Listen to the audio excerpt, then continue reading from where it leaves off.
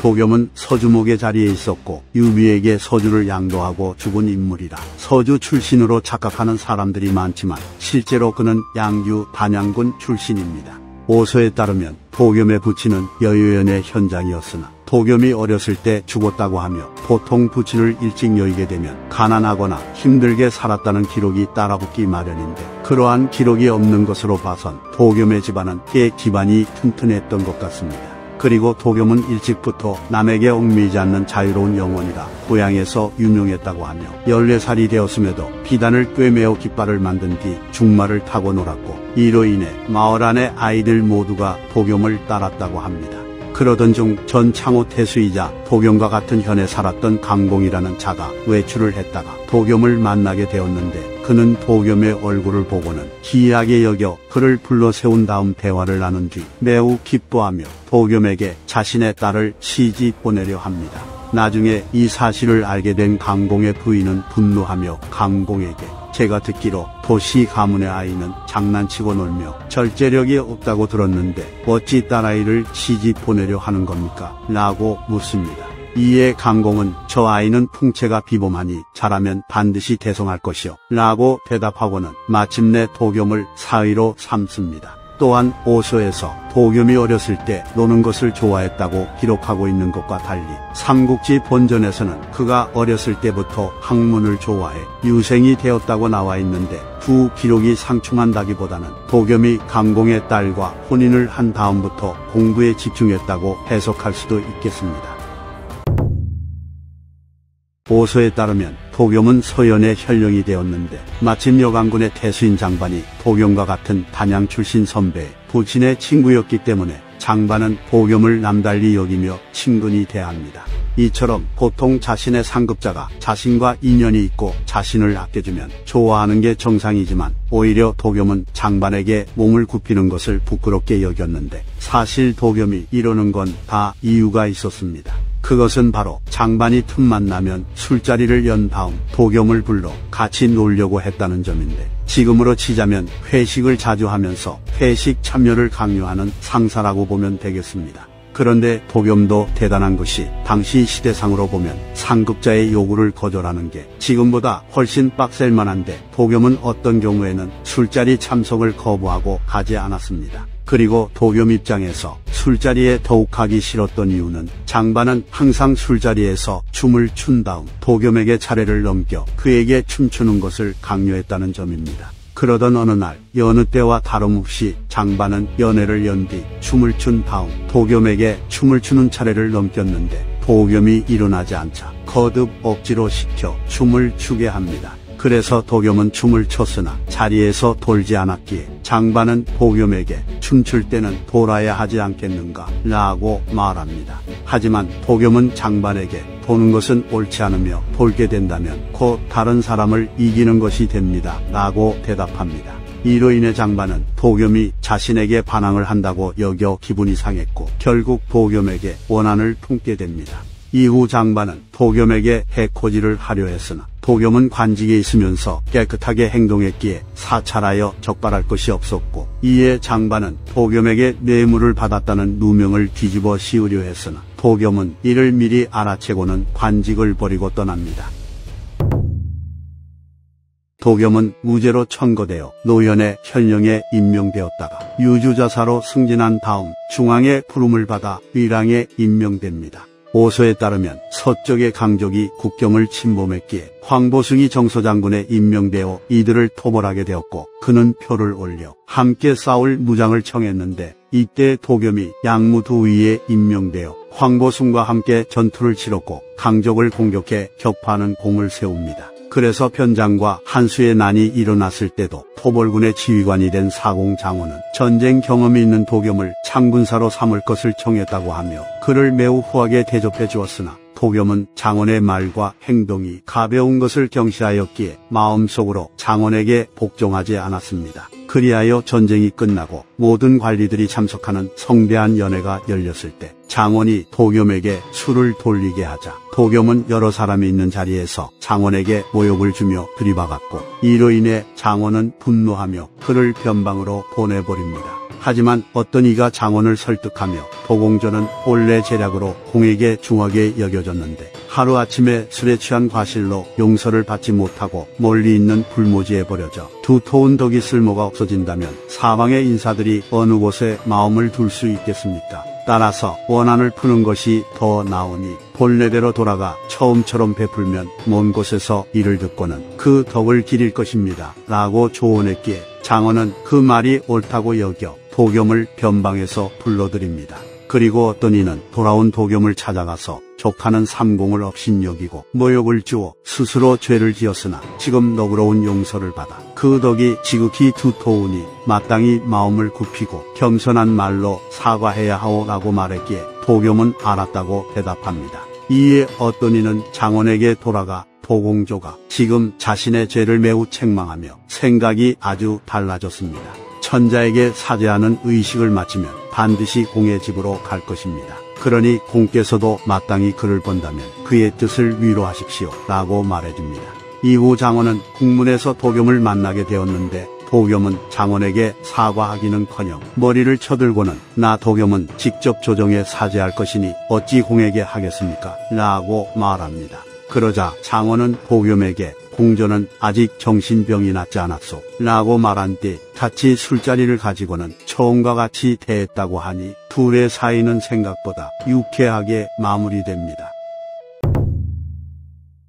서주에서 황건적이 일어나자 도겸은 서주자사에 임명되어 황건적 토벌에 나서게 되었고, 황건적을 모두 섬멸했기 때문에 서주에서 입지를 다질 수 있었습니다. 그리고 도겸은 서주에 있으면서 수많은 인재들을 등용했는데, 장패가 도겸을 따라 황건적을 토벌한 공으로 기도위에 임명되었고, 왕랑과 조욱 같은 훌륭한 선비들도 중용받았으며, 선현행장에 따르면 흉년이 들자 도겸은 진등을 전농교의로 삼아 문제를 해결합니다. 또 당시는 동탁이 난을 일으켜 반동탁연합군이 골기한 상황이었고, 동탁 때문에 천자가 도읍을 장안으로 옮기게 되어 조정이 사방과 단절된 상태였으나 도겸은 반동탁연합군에 참가하지 않았고 왕랑과 조욱의 조언을 받아들여 사신을 새길로 보내 공물을 바쳤기에 안동장군에 임명되고 서주목으로 승진합니다. 게다가 서주는 풍족하여 서주의 백성들은 부유하고 미곡이 넉넉했다고 하며, 이로 인해 전란으로 떠돌던 백성들의 대다수가 서주로 유입되어 인구도 계속해서 증가했기에 도겸은 곧 도래할 군웅할거의 시대에 엄청나게 좋은 입지에 서 있었습니다. 이후 동탁이 죽고 이각과 곽사가 장안을 차지했을 시기에 도겸은 후한의 명신인 주준을 앞세워 이각 등을 정벌하고 천자를 영접할 계획을 세웠으나, 주준이 가후의 계책으로 인해 태복에 임명되며 이각과 곽사가 차지하고 있던 조정으로 들어가 버렸기 때문에 도겸의 계획은 수포로 돌아갑니다.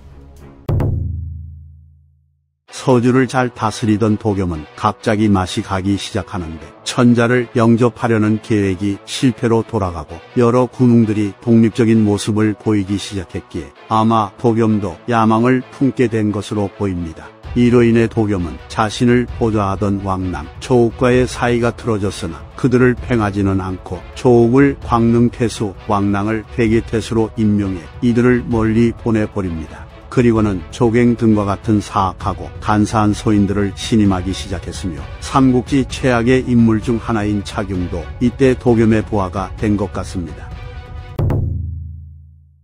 초평 3년 원술과 원소를 중심으로 군웅들은 편히 갈리게 되는데, 공손창과 도겸은 원술의 손을 들어주었고 조조와 유표는 원소의 편에 섰습니다. 그래서 공손차는 유비를 고당해 당경을 평원해 도겸을 발간에 배치하여 원소를 핍박했으나, 원소와 조조가 연합하여 이들을 모조리 격파해버렸고, 이때부터 도겸과 조조의 악연이 시작됩니다. 초평 4년 합의 출신 골선이 무리 수천 명을 모아 스스로를 천자라고 칭하자 도겸은 이 역적을 토벌하기는커녕 그와 힘을 합쳐 조조의 영토로 침입하였고, 태상군의 화연, 비현을 공격해 차지하고 임성군까지 빼앗습니다. 도겸은 이후 용도가 폐기된 골선을 죽이고 그 무리들을 흡수했기 때문에 그는 애초부터 골선을 이용해 먹고 버릴 생각이었던 것입니다. 조조의 부친인 조승의 죽음에 대하여 사서마다 기록이 다른데 삼국지 본전에서는 조승은 관직을 그만둔 뒤 고향인 초연에서 살았는데 동탁의 난 때 낭야군으로 피난을 갔다가 도겸에게 해를 입었다고 나옵니다. 그리고 위진세어에 따르면 조승이 태산군 화연에 머무르고 있었기에 조조는 태산태수 웅소에게 명하여 집안 사람들을 자신이 있는 곳까지 호위해 오도록 했는데 도겸이 몰래 수천 기의 기병을 보내 조승과 집안 사람들을 모조리 죽여버렸다고 합니다. 또한 후한서의 기록도 조승 등이 낭야에서 태산으로 들어왔기에 응소가 병사를 보내 영접하려 했으나 응소의 병사들이 도착하기 전에 조조를 원망하고 있던 도겸이 곧바로 경기병을 보내 조승 등을 군에 경계해서 모두 죽였다고 합니다. 그런데 오직 위어의 오서만이 다르게 기록하고 있는데 오서에 따르면 도겸이 도의 장계를 보내 기병 200명을 인솔하여 조승을 호위하도록 했으나 장계는 태산군 화영과 비연 사이에서 조승을 죽인 뒤 그가 가지고 있던 재물을 취한 다음 회수 남쪽으로 급히 도망쳤고 이에 조조는 부친인 조승의 죽음을 도겸의 탓으로 돌렸다고 합니다. 따라서 내용을 종합해보면 대다수의 사서가 도겸이 의도적으로 조조의 부친을 죽였다고 기록하고 있고 도겸은 조조와 전쟁을 치른 적대적인 관계였기 때문에 오서의 기록처럼 도겸이 조조의 부친을 호위하려 했다는 말 자체가 모순인데다가 앞서 언급되었듯이 도겸이 골성과 함께 조승이 머물렀던 태산군을 공격했다는 기록이 있기 때문에 도겸이 의도적으로 조조의 부친인 조승을 죽였을 가능성이 매우 높습니다. 조조에게 감정을 이입해보면 고생 끝에 연주목의 자리에 오른 뒤 성공한 모습을 아버지와 가족들에게 보여주려 했는데 이들 모두가 자신을 보러 오는 길에 학살당했으니 당연히 눈이 뒤집어지지 않겠습니까? 초평 4년 조조는 마침내 서주 정벌에 나섰고 10여 개의 성을 공격해 함락시킨 뒤 팽성에서 도겸의 본대와 한바탕 붙어서 대성을 거둡니다. 그래서 도겸은 다면으로 물러나 수비에 집중했는데 조조는 도겸의 수비를 깨트릴 수 없었고 군량이 떨어졌기에 군을 이끌고 돌아갑니다. 그런데 조조는 물러나면서 취려, 저릉, 하구를 함락시킨 다음 그곳의 백성들을 모두 죽였다고 하며 후한서에 따르면 물은 남녀 수십만 명을 죽여 밭과 개도 남지 않았으며 사수는 시체 때문에 흐르지 못했고 이로부터 5현의 성과 요새에는 사람의 행적이 다시는 없었다고 합니다. 참고로 삼보 지역의 백성들은 이각의 난을 만나 정처 없이 떠돌다가 서주로 많이 유입되었는데 이때 모두가 죽임을 당합니다.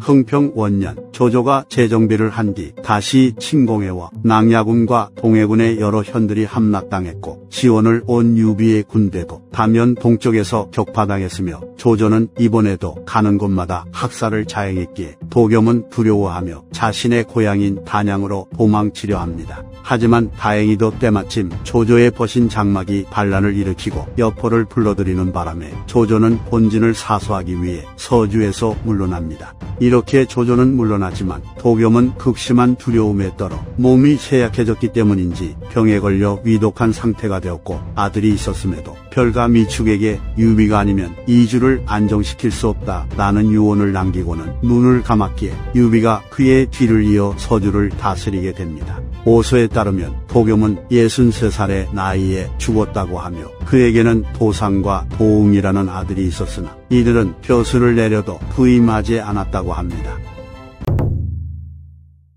오서에 따르면 조조는 서주를 침공하려 했으나 도겸의 강함을 두려워했기에 표를 올려 주와 군의 병사들을 한동안 해산시키라는 명을 내리도록 합니다. 이에 조정에서는 도겸에게 조서를 내려 지금 나라하니 소란스러워 주와 군에서 병사를 일으켰는데 출정한 군사들이 몹시 지치고 고달파졌음에도 도적들의 난은 끝나지 않았고 어떤 경우에는 불량한 관리들이 연주를 통해 백성들을 토벌하여 사로잡거나 침해하고 업신여겨 많은 사람들이 해를 입었다. 그리고 그 소식이 널리 퍼져 성읍이 크게 놀라고 마을은 이들의 횡포를 두려워하게 되었으니 이는 충성스러운 사람들이 악한 무리로 변한 것이라. 잘못된 방법으로 재앙을 없애려다 재앙을 더 크게 만든 것과 무슨 차이가 있겠으며 불을 부채로 붙여서 끓는 것을 멈추게 하려는 격이다 라고 했는데 이는 도적을 토벌하기 위해 주군에서 일어난 병사들이 오히려 폐단이 되어 백성과 국가의 위협이 되고 있으니 모두 해산시키라는 말이었습니다. 그러나 도겸은 곧바로 상소를 올려 신이 듣기로 먼 국경지대에 있는 사람과 복종하는 사람을 위로하는 것은 덕이 아니면 이룰 수 없으나 난관을 극복하고 난리를 평정하는 것은 군대가 아니면 이룰 수 없다고 하였습니다. 이런 까닭에 박록, 판천, 삼묘의 들판에 오제의 군대가 있었고 유호, 디방, 상, 봄과 같은 사방 제후의 나라를 성군이 정벌했으니 옛날 옛적부터 손실없이 위험으로써 전란을 평정한 적은 없으며 오직 군대의 위력을 떨쳐 난폭한 자를 패한 적은 있었습니다. 그리고 신이 이전에 처음 황건적의 난을 다스릴 때 서주자사의 임명을 받들어 말을 타고 멀리 달려가 쉴 겨를이 없었습니다. 비록 법을 준수할 것을 경고하고 명성과 위엄을 떨쳐 받들도록 했으며 하늘을 대신해 죄 지은 사람을 꾸짖으며 벌주고 매번 정벌에 나서서 번번이 승리했음에도 요사한 도적무리는 특히 죽는 것을 두려워하지 않았고 아버지와 형이 다 죽어도 아들과 아우가 봉기하니 군대를 한데 모아 주둔해 다스리는 것이 지금의 재앙을 초래한 것입니다. 그러니 만약 명을 받들어 갑옷을 벗는다면 나라는 저절로 약해질 것이고 군대를 버리고 제물로 난을 대비하려 한다면 관청의 권위가 줄어들어 도적들이 늘어날 것이며 지금 병사들을 해산시키면 장래에 반드시 어려움이 닥칠 것이니 위로는 황제가 수여한 관직과 자기의 근본을 욕되게 하는 것이고 아래로는 흉욕한 무리들이 매일 매달 늘어나고 널리 퍼지게 될 것이므로 중앙의 세력을 강화하고 지방의 세력을 약화시키는 것이 악을 저지하고 난을 멈추는 방도가 아닙니다. 라고 주장하며 주군의 병사를 해산하는 것에 대해 반대합니다. 그리하여 조조는 도겸의 상소문을 획득해보고는 그가 병사를 해산시키지 않을 거라는 걸 알게 되었고 이에 곧바로 서주를 침공합니다. 참고로 배성진은 이 기록을 보고 이때 천자는 장안에 있었고 조공 또한 정권을 장악하지 못했다. 군대를 해산하라는 조서는 조씨로부터 나오지 못했다. 라고 평가하며 오서의 기록이 잘못되었다고 말합니다. 그래서 사실 저도 이 내용을 다루지 않으려 했는데 원문을 번역한 게 아까워서 한번 소개해봤습니다.